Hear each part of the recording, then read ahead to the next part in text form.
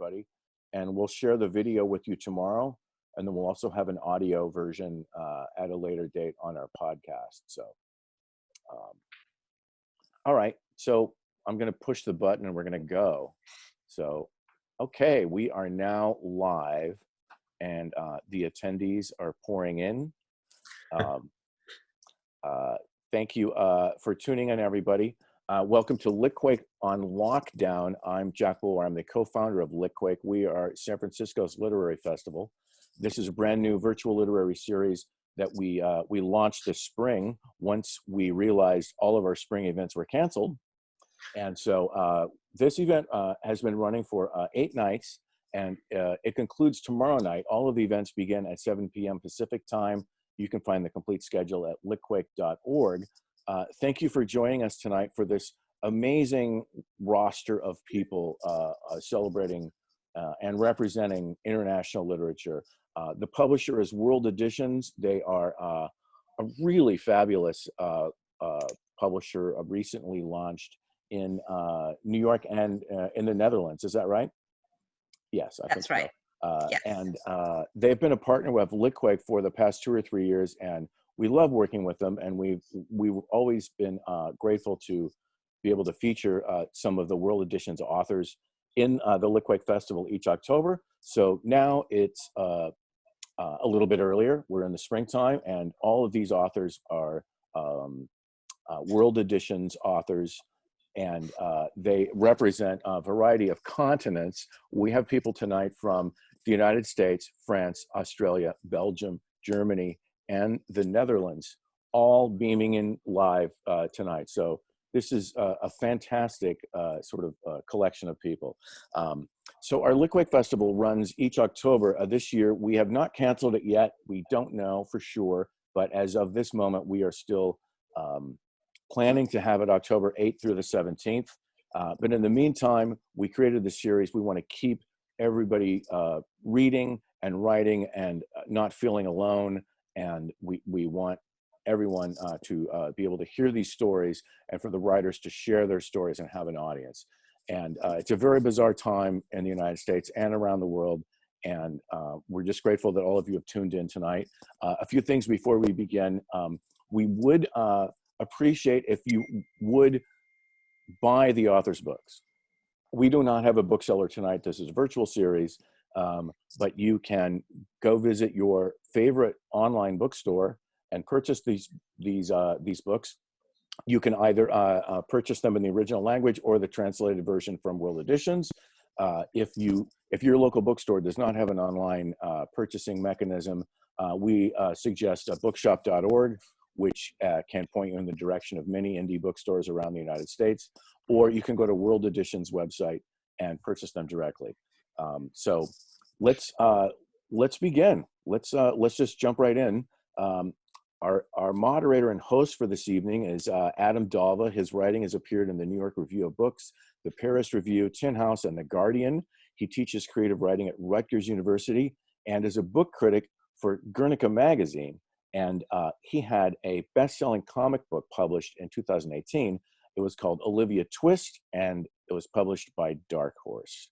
So thank you again for tuning in. Please enjoy these series of readings and conversation, and take it away, Adam. Thank you so much for that introduction, and thank you for being here tonight with us in support of World Edition Books. Now, these writers all write for World Editions in America. World Editions is a global publisher with offices in Amsterdam, London, and Brooklyn. And they only launched in the US 2 years ago, but as you're gonna hear and listen tonight, you're gonna hear that they have just an amazing roster of international authors with incredible books. You can order the books directly through their website. So the way this is gonna work, I know Zoom is a new medium for many of us, is we're gonna have each of our authors, I'll introduce each of them in turn. They'll read for 2 to 3 minutes. I have a couple of questions prepared, and then at the end, we'll have a more free-form conversation. Because Zoom is a new platform, it has some security issues in chat. So tonight, if you have questions you'd like to ask these amazing authors, please message me on Twitter my hashtag is @Dalva, or my is @Dalva, ADALVA. And if you message me, I'll be able to get your questions directly to these authors. So they have been informed of the order. And so first we have Pierre Jarawan, who's joining us. His bio. Pierre Jarawan was born in 1985 to a Lebanese father and a German mother, and moved to Germany with his family at the age of 3. Inspired by his father's imaginative bedtime stories, he started writing at the age of 13. He has won international prizes as a slam poet, and in 2016 was named Literature Star of the Year by the daily newspaper Abendzeitung. Jarawan received a literary scholarship from the city of Munich for The Storyteller, which went on to become a bestseller and booksellers' favorite in both Germany and the Netherlands. His most recent book, In Leid voor de Vermisten, just published in Germany, I'm sure I butchered that pronunciation, and will be published by World Editions in English. So Pierre, please take it away. Thank you. Do you want me to start reading first, or? Why, yeah, I think that's a great idea. Okay. So I chose a very short piece from the book where Samir talks about his relationship with his father.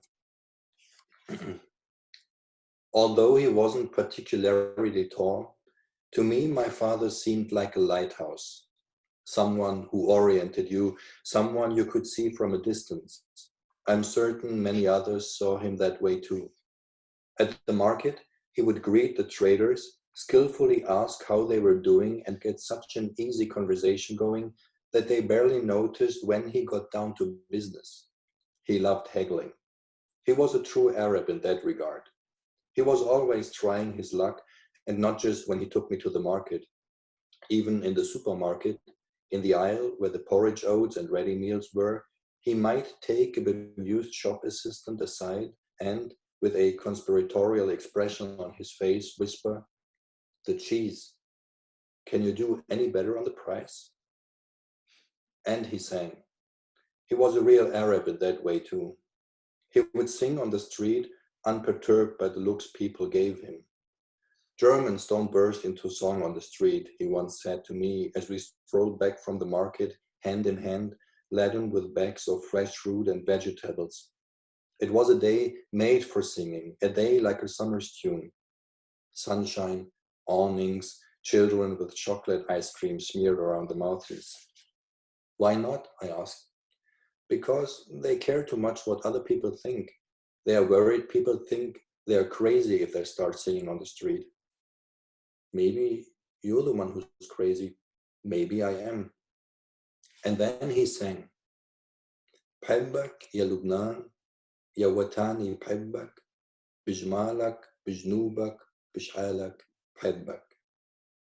I love you, Lebanon, my country. I love you, your north, your south, your plains. I love you. I squeezed his hand tight. I knew the song. I knew the singer. I'd heard her voice many times before. Fairuz, that was her name. I'd seen her on TV once, standing like a sphinx in front of the temple ruins of Baalbek as she sang the same song. This is how we walked home with father singing. I joined in at some point. We weren't bothered by the funny looks we got. In fact, the more people crossed our path, the louder we sang, and we didn't care if we barely hit a note. Holding hands, our shopping bags rustling in the wind, we sang in Arabic because we wouldn't have been able to express in German how we felt right then. What a beautiful passage. Thank you so much for sharing it. It's very strange not to hear applause during a lit reading, but I'm sure we all provide that for you. That was really beautiful. I loved the line about the cheese. Before we ask some questions about your book, we were talking beforehand that it might be interesting to hear where you are and what time is it where you are. It's 11 p.m. where I am. And what is the situation with the coronavirus where you are? Mm-hmm. I'm in Munich, Germany. It's 4 a.m. right now. And the situation is we are on lockdown, but not it's fully restrictive. We are allowed to go out for everyday shopping, or like supermarkets are open, but libraries, for example. So most shops are closed, and we can go for a walk in the park, but we are not allowed to, have a big picnic or something. And social distancing, of course, is mandatory. So yeah, strange times. It is indeed. You mentioned the importance of song, and I was wondering, first of all, if you could tell us a bit about your book and its project, and then I wanted to ask you about spoken song and oral history, maybe coming out of that story about your book. So the storyteller it tells a story of Samir. He's born in the 80s in Germany. After his parents had to leave Lebanon because of the civil war, and he grows up in a very protected environment. And when he's 8 years old, his father disappears mysteriously and without leaving a trace. And he grows up, and only when he's in his mid-20s, he goes to Lebanon for the very first time, trying to solve the mystery of his father's disappearance, and thereby learns a lot about, he learns that the history of the country is tightly connected to his family's history. Mm-hmm. And what role do oral histories and storytelling and songs of other countries sort of play in the book? I was reading some interviews with you, and you spoke about how important passed down verbal histories are to you. Yeah, I mean, they are important to me. I think I was introduced to storytelling by being told stories orally, right? So my father wasn't a writer. He didn't write any stories, but he invented them. And you know, in the Middle East, I mean, probably he knows that as well. You have the tradition of the Hakawati, right? So it's oral tradition. It's an oral tradition. It's an oral storytelling. It's a long tradition. I mean, it has become some sort of cliche as well, but it is a long history of oral storytelling. And storytelling, then, if you look at Lebanon as a country, is again very interesting because you have so many different religions and so many different backgrounds that you also have many different stories about the past. So there is no history book, for example, that covers the years of the Civil War being taught in school. It just doesn't. It's a big hole, and it's filled with stories about the Civil War, and the version of the story you are being told very much depends on which community you grow up in. So it's a country of stories, you can say. What do you think having that country of stories, what impact does that have, let's say, on someone like your character, a second generation Lebanese person in a different country, someone looking back and hearing these stories from one source or maybe multiple sources? For Samir, it's different than for me. I was lucky to have a German mother, so lucky, growing up here. I had the best of both worlds, I would say. When I was here, I consider Germany home, but when I go to Lebanon, I am home as well. I'm visiting my father's family. So to Samir, it's different. And when I started writing, I wanted to write about that second generation of immigrants. In Germany, we have that saying, sometimes they have the feeling of sitting between two chairs. That's how if you translate it, for them, it's neither here nor there. They grow up in a country where they're being considered strangers most of the time, because you don't see that I'm from have Lebanese background, but for many of them, you do see from their appearance. So, and they are growing up and learning German, in this case, German perfectly. They go to German schools, but then they go home to parents who sometimes after 30 years don't really know the language, still speaking Arabic, still watching Arabic TV, eating Arabic food, and romanticizing about their past, and thereby maybe creating some inner conflict in the younger generation, asking themselves, where is home? Mm-hmm. And I've noticed sort of a thread in a lot of the authors we have today are these questions of a floating home or a dislocated home. And in our current environment where walls are very high and home, whatever that means, can be very far away, I was very drawn to what you were saying about home that is both here and there, or neither here nor there, perhaps is a better way of putting it. Now, I have to ask about slam poetry, because when we're talking about spoken word and we're talking about sort of crafting a narrative experience, you have this background that gives you maybe a unique perception of how writing should be. Slam poetry is so much about building emotion and humor while getting important messages across. So what impact has that had on your writing? I did that for more than 10 years. In Germany, slam poetry is considered mainstream, so you're able to make a living of it. It's different than in other countries. So by teaching it and so on, you're in schools, and by performing a lot and by hosting events, you're able to make a living of it. So when I started writing the book, but my dream was always to become a novelist, not to become a slam poet. It was more like it happened by chance. When I got out of university, I started with it. I stuck with it. But after 10 years of slam poetry, writing that novel, it felt liberating, because on stage you have 5 minutes. After 5 minutes, you are being interrupted, and it helps a lot by writing. You get a feeling of how to write, towards an ending, and towards building suspense and sometimes also emotion in your poetry. But writing for an audience that listens is very different from writing for an audience that reads. So you can compare it, but on the other hand, you can't. Again, it's very different. I found it liberating to be able to build up a whole world. That makes complete sense.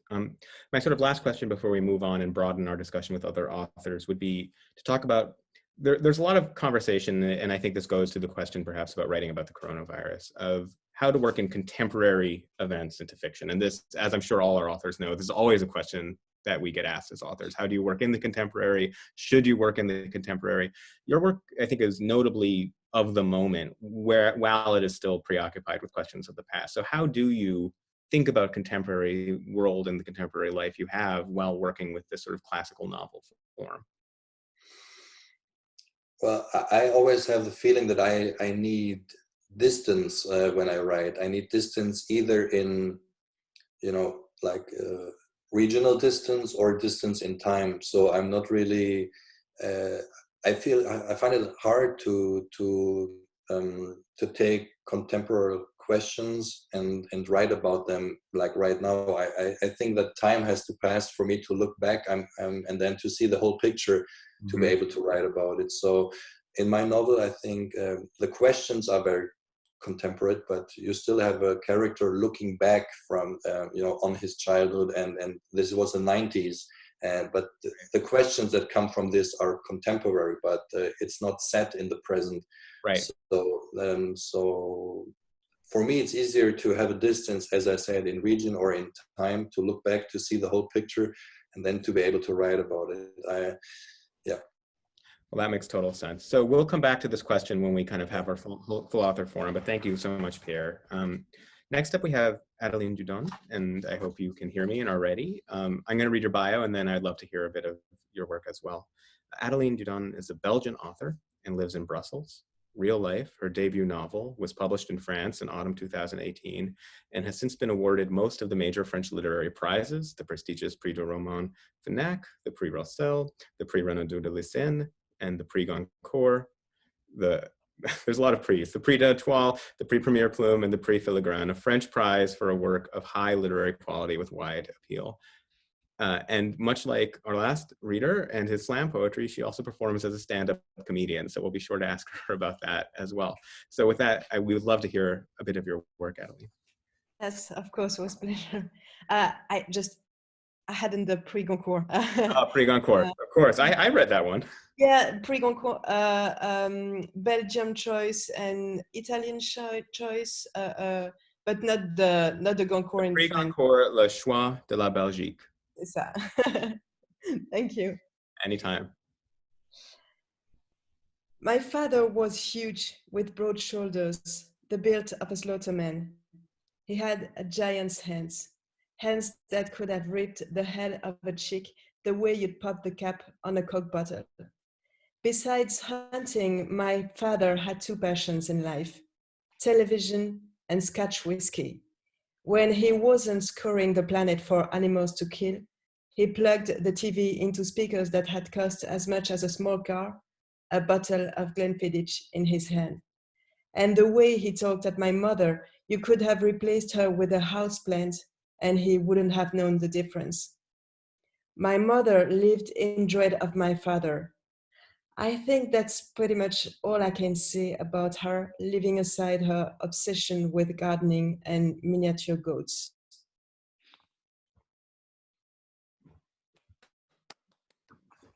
Beautiful. Thank you. So before we talk about your book, which I'm very excited to do, again, we'd love to ask, where are you? What time is it where you are? And what is the situation with the coronavirus where you are? So I'm in Brussels, Belgium. It's 4 o'clock in the morning. And the situation is pretty the same as in Germany. So we are in lockdown, but we can go out to go to the grocery and so on. We can have a walk. I think here it's getting better because the curve is flattening, and I think it's going to decrease in the few days. So it's getting better, but I think we are in lockdown for maybe we will stay in lockdown maybe 2 or 3 or 4 weeks. So yeah, we need to be patient. We all do, absolutely. It's amazing how the universal language of flattening the curve and things like that is so consistent that we all know all these terms by heart now, no matter where we are. Social distancing, all the rest of it. Can you talk a bit about the book that you read from just now? Yeah, so it's real life. It's a story of a young girl.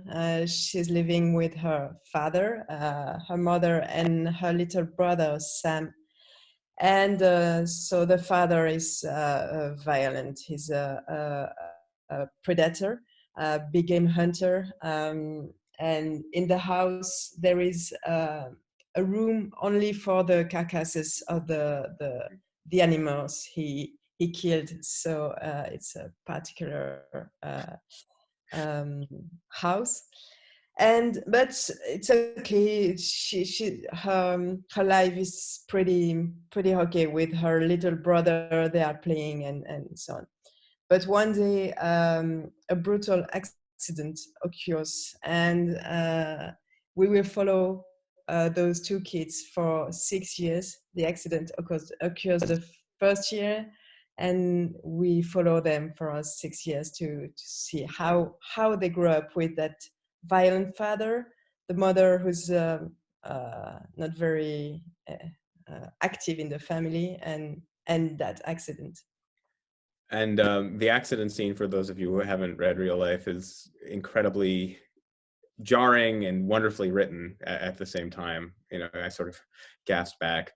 Hi, I think you're just joining us. Someone else has joined the chat. So we'll come to you in just a second. So Adeline, how do you, when you're tackling sort of the randomness of accidental death, something I know it's a morbid subject, but it is on our minds, how do you address the way that an accidental death would have an impact on a community, on everyone who would witness it, when you were writing about that scene? I don't know. I was obsessed. I'm still obsessed with that. The fact that life can, everything can change in like this because of an accident, because of illness, and the way we are very fragile. And I wanted to know what's happening in a little girl's head when she realizes that. And does she grow up very, very quickly? And how does she deal with that new knowledge about her own fragility and her little brother's fragility? I think we all went through that conscious of and how do we live with that? how do we support it in everyday life? That makes sense. I was thinking when both Pierre and you were reading about the difficulties of writing from a child's perspective, and you've given yourself the additional difficulty of writing a child's perspective of one of the most harrowing scenes I've read in a long time. So how do you, as a writer, and I know so many of us try to write from the perspectives of children, how do you do it? What is your approach to that? I think I even didn't thought about it. I had her voice, and it was very, very powerful, and I just had to follow her and to write what was going on. But I never I was never thinking when I was writing it. What is the child perspective? No, but I think it's very,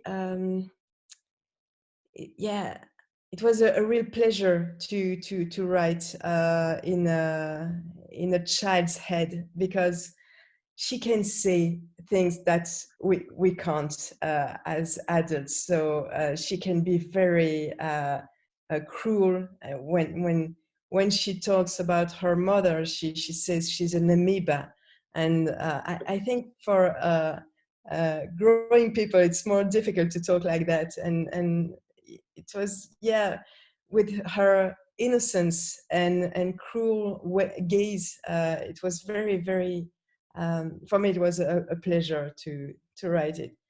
And I think I thought of my own childhood and the gaze I could have on life and people around me. You also write in the book about sort of questions of inherited violence. We have this game room that we've heard about full of animal carcasses, and her younger brother, the lead's younger brother, seems to have some sort of violent streak itself. I read an interview with you where you talked about, we need to talk about Kevin, and sort of movies about young children who have some sort of violent streak in them. So we talked a little about, I know this is a death and violence question, but we talked a little about death. And I also was very drawn to how you write about the violence that children can possess and the fear that must give the adults and the older people around them. Yeah, but when I began to write real life, it was just after the attacks in Paris and in Brussels, and I think I was wondering what happened, how young people, because they were pretty young, could become killers like this, and what happened in their childhood. And I think we all have violence in us, but what happens with children when you don't take care of them, when you and I think I was wondering all of that, and questioning my own violence, and questioning, could I do the same thing if I had the same life? Probably yes, but and what do we do with that violence? How can we deal with that, and how can we sublime it when it's possible? Thank you so much for that. I think we can come back to that question of sort of writing about graphic things and writing about violence as we kind of enter our group conversation in a few minutes, but thank you so much. Now I see, Sisonke, you've joined us. Can you hear me, and can we hear you? These are two important. Yes, we can. Oh, great. So I thought we might have her read next, and then we'll go to Esther and then Amin, if that's all right with everyone. So the way we're sort of doing this is I'm going to read your bio, and then maybe we'll hear from you for a couple of minutes from whatever you'd like to read, and then I'll just ask a couple of questions, if that's all right. So Sisonke Msimang is the author of Always Another Country, which is an amazing memoir of exile and home that I very much vouch for. She's a South African writer whose work is focused on race, gender, and democracy. And she has written for a range of international publications, including the New York Times, the Washington Post, the Guardian, Newsweek, and Al Jazeera. And we'd love to hear you read, if you wouldn't mind. Thank you. So here's my book. I'm going to read from the end of the book. To know your mother as an adult is to finally see that she has lived many more years as a woman than you have been alive. To be a grown woman who loves her mother is to understand that it is no easy thing to raise children so beautifully that they don't worry about you until they are grown up and ready to carry the complex burden of that anxiety. I was not a child who took care of her mother, although I have realized that some do from a very young age. Some children learn to worry about their mother's health, and they know how to soothe their tempers and gauge their moods because their mothers are volatile or inconsistent or not fully ready to be mothers, even though their children have arrived. I had the good fortune to not have to worry about mommy until I was a fully grown woman. And even then, it was only for short periods. She was never sick, never broke, never brokenhearted enough to warrant needing me. She was her own, even as she was fully mine. As a girl, sometimes I had an inkling of this other being when I watched her with her friends. I got this sense that she was a full human and would have been one with or without me. That feeling was fleeting, though. I would get a sense of it sometimes as I stood at the kitchen door, waiting for her to notice me so I could ask her permission to let some girls come upstairs to my bedroom or to get more cool drinks for the kids at the back or whatever it was that I needed. In those moments, before she noticed me, I would see her just briefly as a woman who was someone else, as well as someone who was more than simply my mother. She would be drinking wine and laughing until tears ran, making jokes I couldn't understand, and she would look like somebody free, someone who wasn't tied down to 3 little hearts bound in skinny rib cages. She didn't look at all like a woman who had planted 3 umbilical cords beneath the forests of Mbuluzi. You couldn't tell that she was a woman who had once slipped on ice on an Ottawa street and picked herself up and kept walking. Still, you'd sense that she was the sort of woman who loved herself enough to turn her back on everything known and safe. That was very, very moving and beautiful. As an irony, my own mother texted me while you're reading that to tell me to take the Band-Aid off my finger, so we summoned her. What I'm asking everyone first, before we talk about your book, is we've been getting some questions online just to ask everyone, where are you right now and what time is it? Our first 2 authors, it was 4 a.m. for both of them, and it's 11 at night here. And what is the situation with the coronavirus, where you are? So it's 10:30. 10:30. I am in Australia in the morning. Wow. The next day. So I'm already in tomorrow. So hello from the future. And apologies for being late. I got the time wrong by 2 hours. So I was confidently going to dial in at 12 o'clock my time to nobody. So yeah, I'm in Australia, in Western Australia, in Perth. Our lockdown is relatively mild compared to lots of other people. We are, Perth is it's the most remote city in the world, separated from the rest of Australia by a desert, and then separated from the rest of the world by the Indian Ocean. And so we haven't been as hard hit in terms of numbers. We've taken the same measures as most people, but we have fantastic weather and we're allowed to be outside. And so that's how everyone's been coping, just walks and being outside. So much better situation than many other people. And my heart is with, all of my friends and colleagues in many other parts of the world for whom it's not an easy lockdown. And especially, of course, now friends in America. Thank you for that update. Can you tell us a little bit about Always Another Country, and perhaps hold the book up so people can buy it right here and now on their local indie? Excellent. Here's the book. Always Another Country is a memoir. It's about growing up, as I did, living in many parts of the world, mostly in Africa.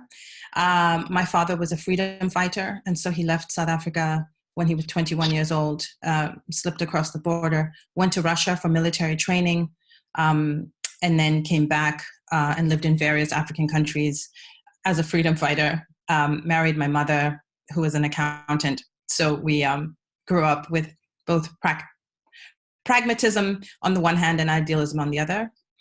And given that I grew up in many different exile communities across Africa, and then eventually we went to Canada, where we got asylum, which is something that many people no longer have. We were lucky that we grew up in a time in the world when the notion that people who are stateless have a right to a country was very much accepted. And obviously it's been very hard watching the backlash against that very idea.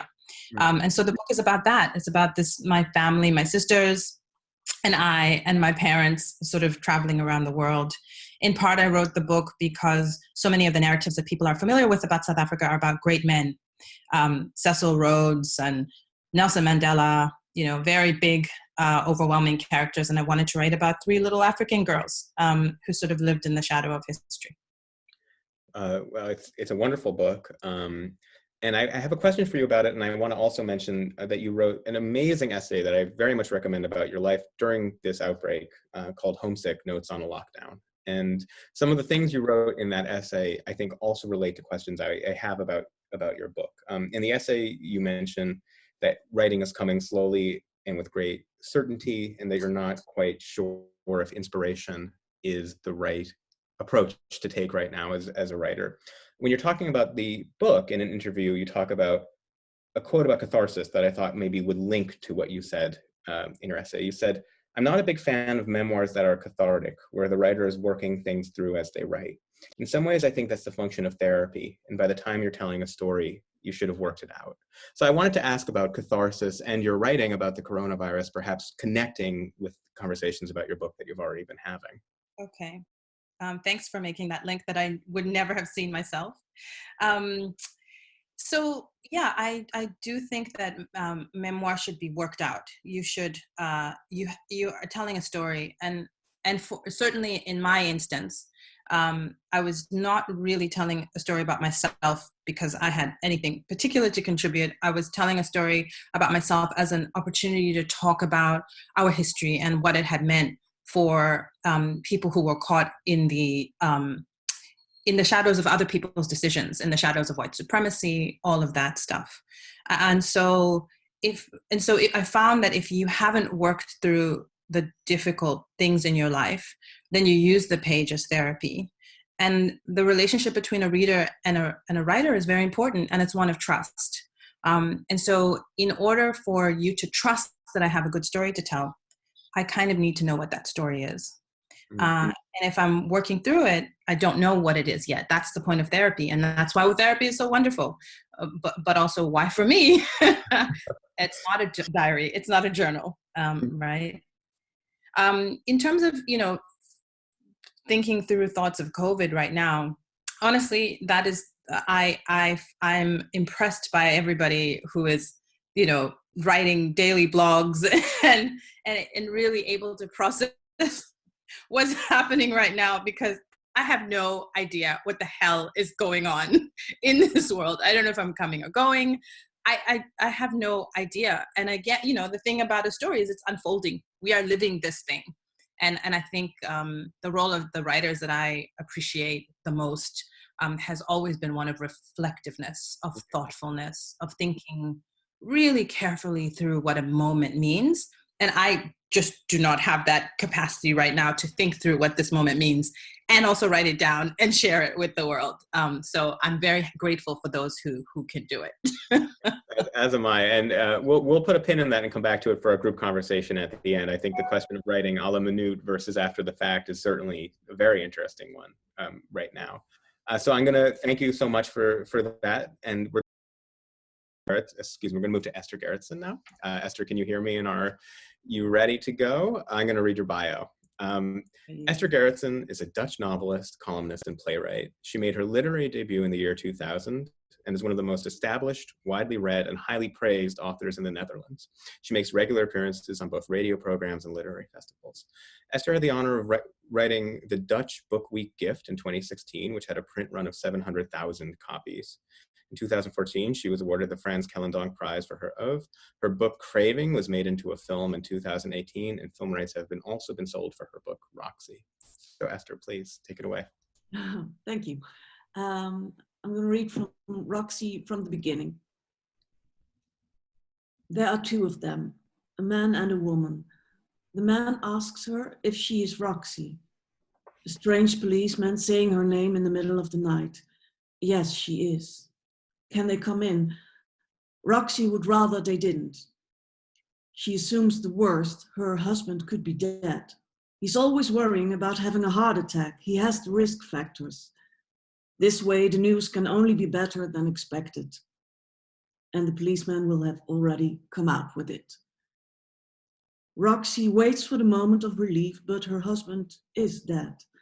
And after that, there's nothing to be relieved about. She says, well, come on in then. She doesn't like having strangers in the house. Half a day can be wasted on a washing machine repairman. First, there are the hours spent waiting for the stranger. Then the house no longer belongs to her. And when the man finally rings the bell and she opens the door, all the oxygen in the house escapes. She's friendly to the washing machine repairman, cracking jokes, making coffee, smiling a lot. She pays and gives him an appropriate tip. But it all seems to take place underwater. You can't keep up. You can't keep it up for long. Sit down, Roxy says. She points at the bar stools. The policeman and woman sit down, and now it's Roxy's turn to talk, cry, ask questions, maybe even scream. She wonders what they are expecting. She has reluctantly allowed these strangers in, but she understands this can't be dealt with quickly. She can't not politely say thanks for the information and rush them out the door. This is going to take time. Just imagine like 35 people are applauding and you'll get more of the same. Yeah.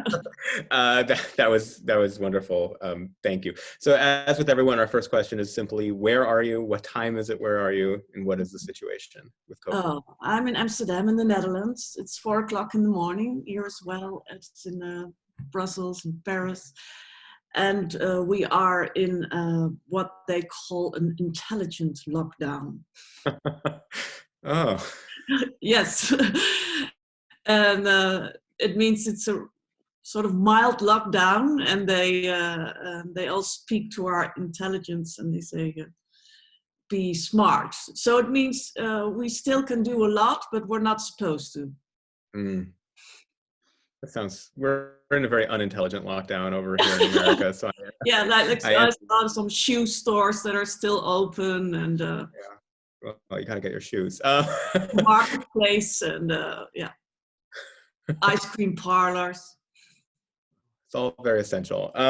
Yes. Now, I would love for you to tell us a little bit about Roxy, which I know just came out with World Editions. Yeah. Roxy, it's about a young woman who is married to the love of her life, and then he dies in a car accident with his mistress in the car.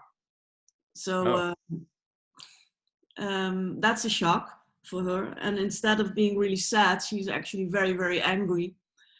But the one she's angry with is obviously dead. So her problem is she wants revenge, but she cannot find an enemy. So it's a novel without a living antagonist, and yet with a very vibrantly, in some ways, internally alive antagonist. Yes. That must have been a challenge for you. How do you write a dead antagonist? Well, I think most of us have dead antagonists. So, I mean, you can be. She's angry, and she's looking for someone to be angry with, but everyone's really, really nice to her. So she has to keep searching. But I don't think that's, well, we all know the feeling of being angry, but no, you have no way to express the anger. So she just keeps looking until she finds a victim. And we were talking with Adeline's book about accidental death and the kind of impact that has on books. And I've been thinking about how many works of literature do seem to involve sort of these moments of accidents that hinge or completely alter a plot. What is it about accidental death, do you think, that does that? Why did it draw you as a writer? For me, I wanted a strong moment in which the past of someone changes immediately. So it's more about he has to be gone, and her marriage has to be something else than she thought it was. So this was the best way, just get rid of him with his mistress. And then you are alone and you think everything I thought was true or what I believed in is false. And it's already too late to change anything. Yeah. I've been reading some interviews with you, and one thing you talk about a lot is the importance of conflict for literature, and the way that various kinds of conflicts can drive a book. You wrote your previous book that came out here, Craving, was about a sort of caretaker situation that created some unusual conflicts. Roxy is about a conflict with a dead man. So why do you think conflict is such a driver for you? I think because I'm really scared of conflicts. But I even I avoid conflicts in real life, and sometimes I let my characters do it as well. When I start talking to myself, I have forbidden my characters to fantasize. Every time they have a fantasy, and I say to myself, no, make it real. You can fantasize, but your characters can't. So they have to have the real conflicts. And then still, as you notice, I don't succeed because her enemy is dead. Yeah, which is the fun of it. There's always an enemy somewhere. You can find one. I don't even have to look very far in my own life.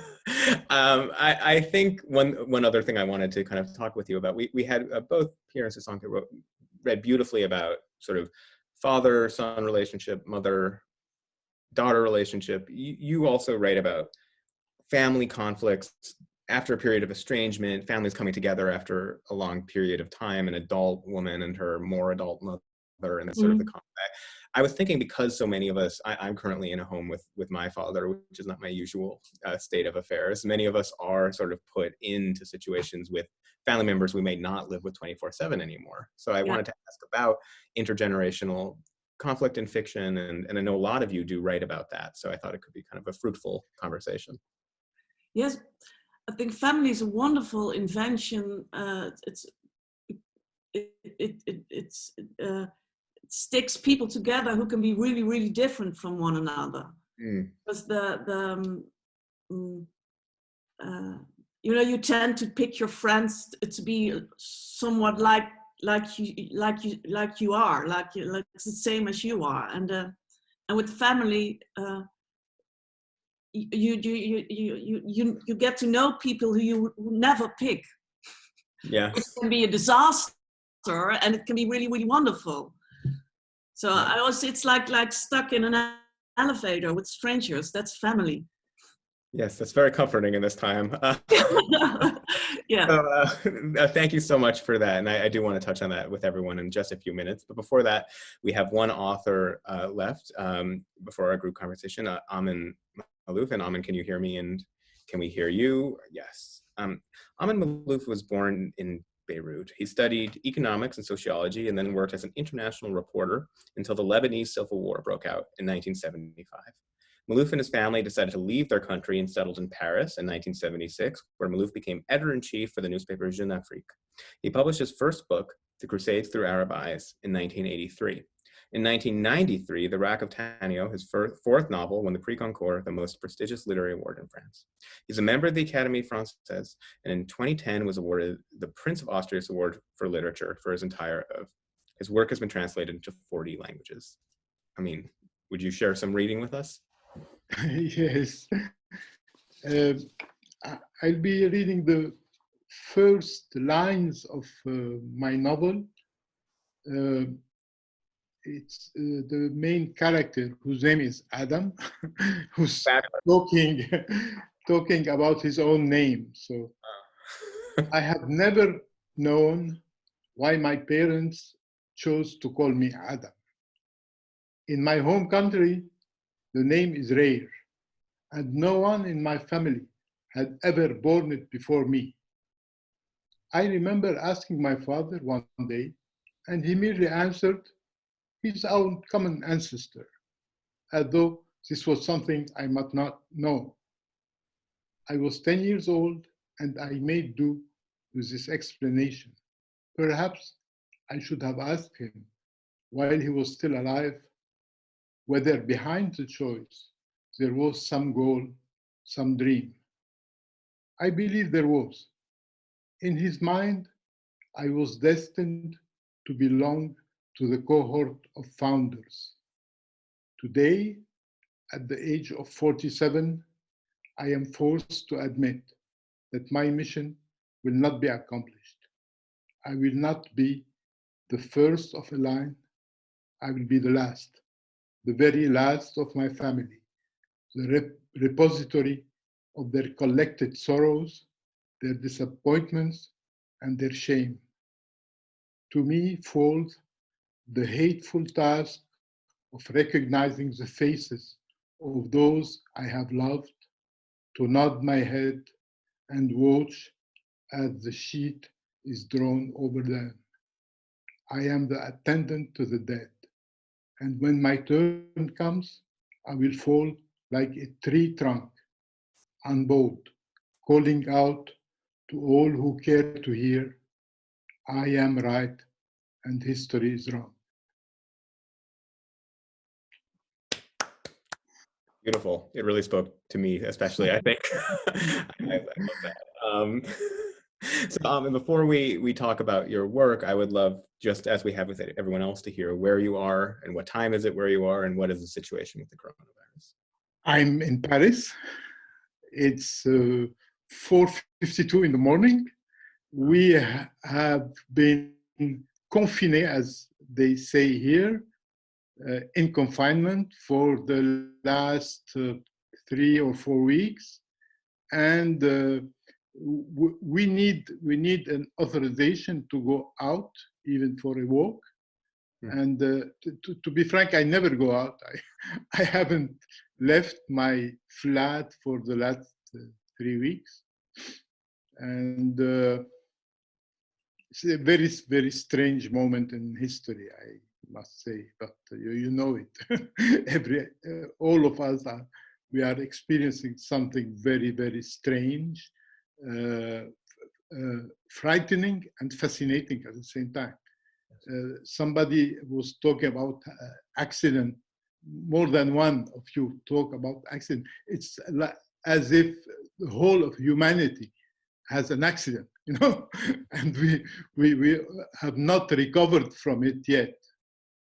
No, not at all. And I think I've been hearing a lot of commonalities as we're reading and choosing what everyone would read about, that I think we are dealing with this question of accident and fairness.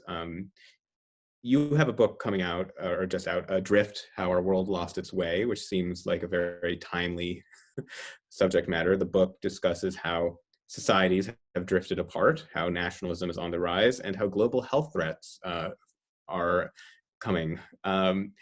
I know, and I've heard that you are working on a new chapter for this book dealing with what's going on right now. And I wanted to start just to ask you, we had Sisonke talking about sort of, can we write in this moment? You are tackling it head on. It is very much of a piece with the project you're currently working on. In fact, that chapter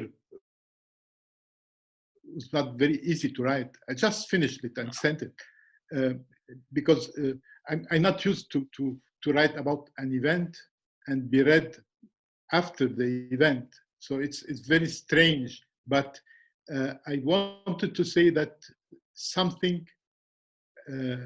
will be completely different after the event. There will, we are already sure that there will be before 2020 and after 2020. And this is a certainty we rarely have in history. You cannot, before a many years, determine that year was so important. But now we have an immediate experience of that. We know that things will not be the same. And I tried in this additional chapter to imagine in what way the world will be changing. One of the ways is that for the last 40 years, everybody was saying that the state must play a diminished role. The famous quote by President Reagan, who said, government is the problem. It's not a solution to problems. It is a problem. And now we have something that has completely changed, because first we discovered that when health, for example, is left to other authorities, to other when the all social concerns are left aside or become secondary, it's a recipe for disaster. And now we need to have some kind of public authority regulating social matters and taking care of people who cannot afford to take care of their own health and life. So something is changing in our mentalities, and many other things are changing. I think we will not live after this pandemic like we used to live before. We don't know if there will be libraries like they used to be. We don't know if there will be theaters. We don't know if there will be sporting events. We don't know. Everything is in jeopardy. In the United States, you have elections in November.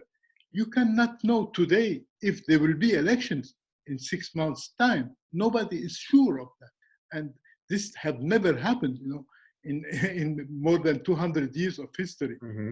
Never a general election was in jeopardy.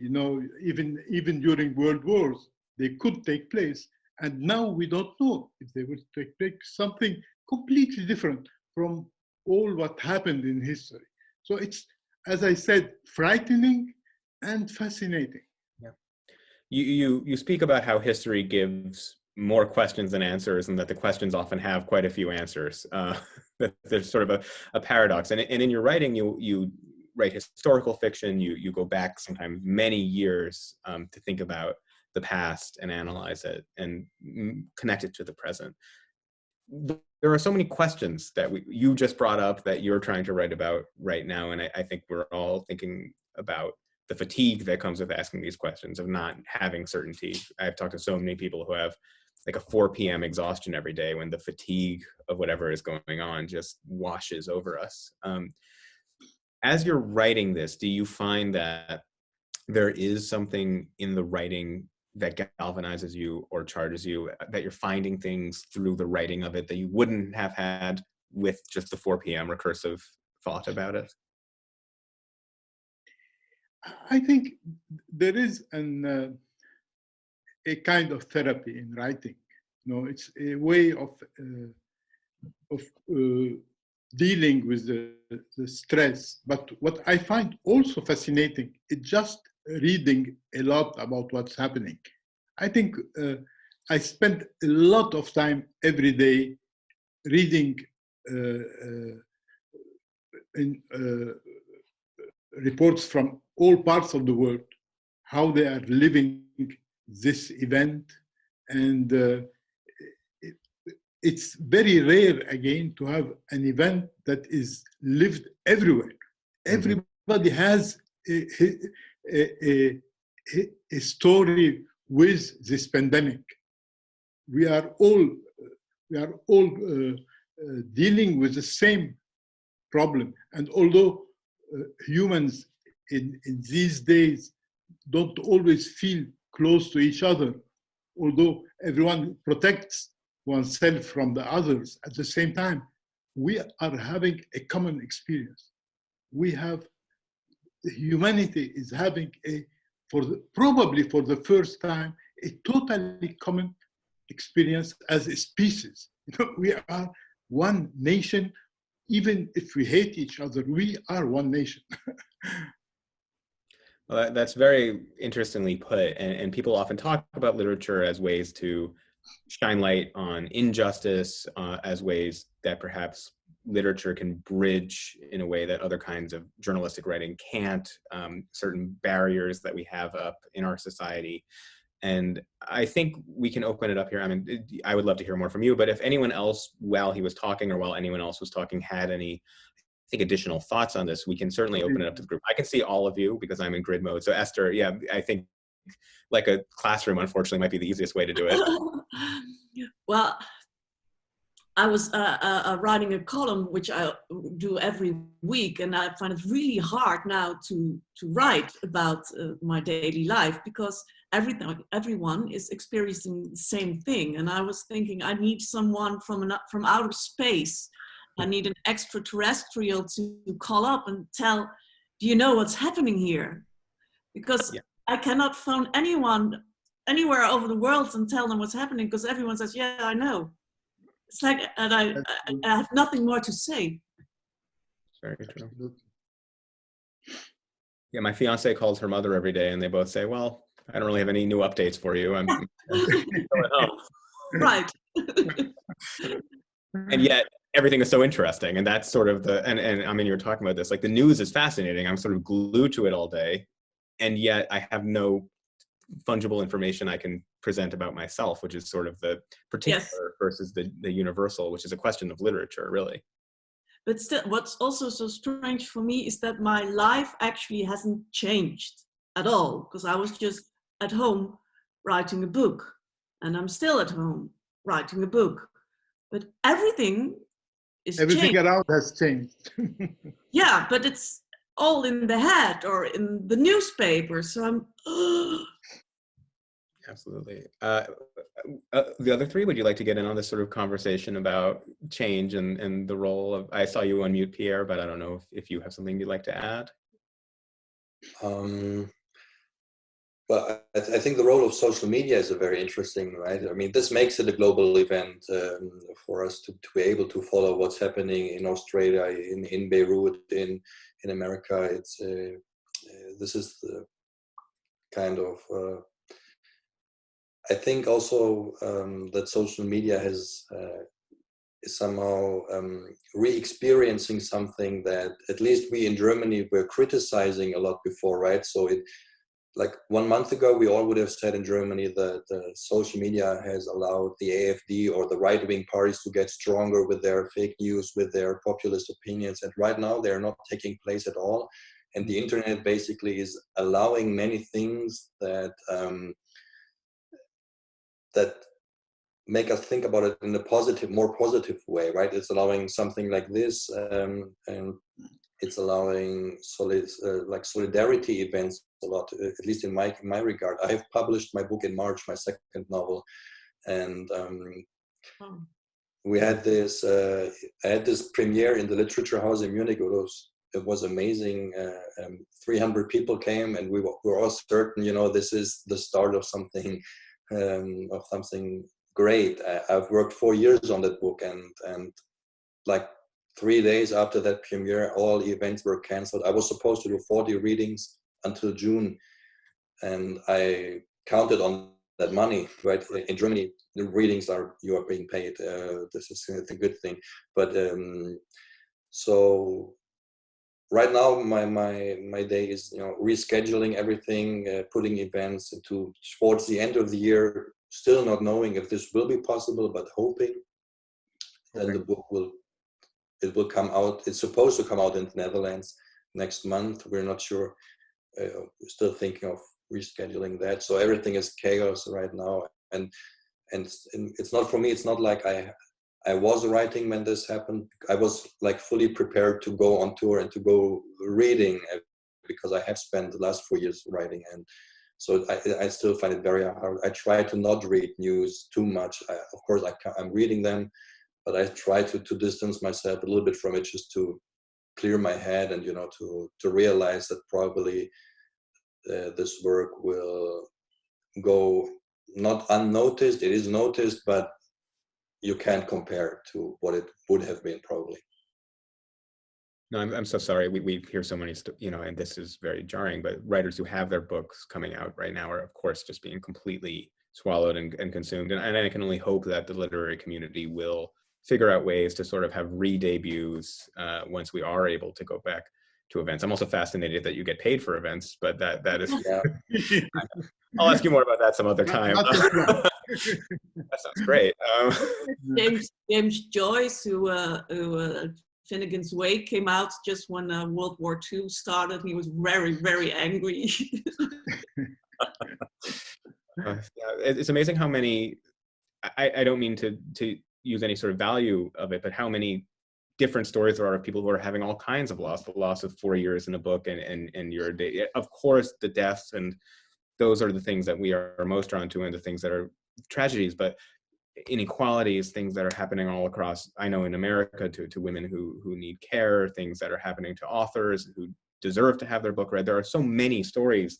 And I think going back to what Amin was saying, there's a before and after to 2020, that we are all experiencing these stories of loss and difference. I haven't heard from a couple of you yet. If you'd like to kind of weigh in, Adeline or Sisonke, we'd love to hear. Sisonke, yeah. Yeah, I mean, it's been interesting. I have a group of friends. We all attended a wedding together 10 years ago, and we've all stayed connected. Many of them live in Europe. And I live in Australia, and then my family is all in South Africa. And so my WhatsApp has been a really interesting indicator of what's happening with people's lockdown. So in the early weeks, what was happening was the Europeans had been hit by it, and I couldn't understand what they were talking about. I couldn't understand what they were actually talking about when they talk about lockdown. I could see it on the news, but that my friend is actually in their house, all the time, every day. I just couldn't. It didn't make a lot of sense to me. And then we went into lockdown, and I was like, oh wow, okay. And then there was this delay, and then a week later, South Africa went into lockdown, and so there's been this. It's almost like a domino effect. So we're all in it together, as Amin said, but also the way that I've been fascinated by the way that lockdown looks and how people are experiencing it is very much culturally determined, right? Mm-hmm. So even the way the pandemic has spread, if you look at America, I think it is really a very interesting case study on what it means to have a society that really in its founding kind of ethos is so fully committed to individualism. And so what happens when, the thing that you pride yourselves on as a nation is free enterprise, the ability to, rise as a person, to shine, the fact that you don't need government because it gets in your way. I think this is not just a sort of a kind of I told you so moment. I think it's a foundational, it questions some foundational ideas about what that country, means. Many of us look at America and we've been wondering, why the guns? Why do they keep on, having these mass shootings and so? And it's the same reason why we have seen this epidemic rise so quickly in America, because of an unwillingness of a state to be a state, to act like what a state does, but also, unfortunately, amongst many people, a real sense that to be an individual means to not have regulation. And I think, the world will be different for all of us after COVID, but I think it will be particularly different in some foundational ways for that particular country. In South Africa, obviously, lockdown has been extremely harsh because we live in a deeply unequal society. And so cheap Black labor continues to move from townships to where rich people live every day, right? And so you had to lock down the entire society, literally, because if you don't do that, then poor Black people will continue to have to go to the homes of rich white people every day, and you can't do it any other way. So it's been really interesting to just see how lockdown has been implemented, which goes along the already existing inequalities. I mean, I'm not saying anything anyone doesn't know, but for me, it's just been watching that has been fascinating play out with the people that I know and the people that I love. There's a difference between knowing and seeing. We can know, but when we see, I think it does. Unfortunately, people are, as it turns out, not very imaginative, I think, and sometimes we need to see fissures to sort of understand them. But that was... Adeline, we haven't heard from you in a while. I was wondering if you had any thoughts on any of this. No, I was just thinking, I'm very admirative when I hear some colleagues who are writing for the moment, because for me it's very difficult. At first, in the beginning, when the lockdown began, I was like, great. Oh, yeah. Not great for the whole situation, but very in a very selfish way. I was thinking, okay, I will have time to work on my novel, because I had a lot of travel plans and promotion and so on. And I did it. The first 2 weeks, I was very productive and working every day. But gradually, something else happened. I don't know what's happening for the moment, but I don't think it's something negative, but I'm more and more unable to work on anything. And I just want to spend time with my kids and gardening and cooking and things I never do usually. But I think it's a way of clearing my head and maybe becoming I don't know, maybe more aware of what's happening, in fact, and taking distance with everything. So maybe, but I would dream to be able to write right now and finish that novel I'm working on for 2 years, and my novel is speaking about that. So it's very difficult also and I think I will have to restart a lot of things in the story, because it's talking about survivalism. So yeah, everything will change. But I need to know what's happening after, and how the world is going to be changed after, and the way it. And for the moment, it's very difficult to appreciate that. Absolutely. I totally. I was reading that for some people it's sort of like a snow day, if you know that phrase. Like, there's a blizzard and you shelter up, and the first week or two it sort of feels like that, and we are sort of conditioned to understand a power outage or a storm, and then it elongates, and that's where, for me as well, the paralysis of writing does seem to set in. And I see a couple other of you nodding and saying me too, except for Amin, who somehow has written a full chapter about the coronavirus, which I'm still very impressed by during all this. We have about 2 minutes to go. I'm wondering if anyone has any quick final thoughts before I wrap up and throw it back to Litquake. And if not, I don't see anyone raising their hand, because I think they all said some really wonderful things. This was a fabulous event, and I'm going to throw it back to you in just a second, Litquake. But I wanted to make sure people knew. I was told about this event just a few days ago, and I've spent the last 72 hours enraptured by all 5 of these authors' works. Read quite a few books. They're all fantastic. World Editions really brought it. And I hope tonight has, if you didn't know of all 5 of these authors, introduced you to all of them. I have seen just now that World Editions is offering 25% off paperbacks and their ebooks, which is a very smart idea for you. So please just go directly to World Editions and pursue these authors. If you did know them, get their latest works. They're very essential. I have loved getting to know them in the last few days, and I hope you enjoyed meeting them all tonight. Thank you.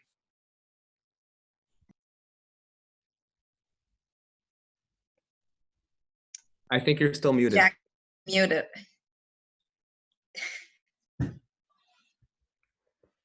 Gosh, how about that? So you saw my lips move. Thank you, Adam, for hosting tonight's conversation and readings. And special thanks to all the authors, Pierre, Adeline, Amin, Esther, and Sisonke. Hello, Sisonke. Welcome back to Litquake. We had her a few years ago. Yay! She arrived a little late, but we managed to punch her into the event tonight. Apologies for any sort of like technical things. The Zoom software was, meant for corporate business meetings, and so we are pushing the boundaries of its bohemian sort of how much it can take. So thank you again. Please go invest in these authors' books and World Editions. Thank you so much, Christine, for arranging this event, for finding all of these people and forcing them to stay awake until 4 a.m. I think they just got up early and had a lot of coffee, but maybe they I set really the alarm. appreciate it, guys. You're amazing. Thank you. No, it's it I adds just so much found more. out that I have my shirt on backwards. Right. It adds so much more to realize that we are not alone all around the world, and sometimes we sit at home and we are told to not leave the house, and you go into yourself and your brain, or you start watching the news, and it becomes all encompassing. I live in an area of San Francisco where there's a lot of rich white techie people, and sometimes I go out for a walk, and usually I think, oh God, look at all the baby strollers. These people don't have to worry about anything. And then I saw this woman with a garage door open, and she had a Yamaha piano and a guitar, and she was sitting on a stool and just singing to nobody, but really to all of us. And it was, I don't know, it's times like this that sort of makes you realize that humanity is important, and it's nice to recognize it. And now's the time to think about that a bit more. So thank all of you again. We have one final event tomorrow night in our Litquake Lockdown series. It is an evening hosted by Carolina de Robertis, the author, best-selling author from Uruguay. And this is a collection of people who contributed to a recent anthology called Radical Hope, Letters of Love and Dissent in Dangerous Times. So thank you all again so much for participating. It's time to go back to bed or start your day from wherever you are. And those of you who are still watching World Editions, check it out. And as Adam mentioned, a nice discount right now is taking place. So thanks again, everyone. Have a great time. Thank you for the great conversation, everyone. Bye-bye. Thank you. Bye. Bye. Thank you. It was fun.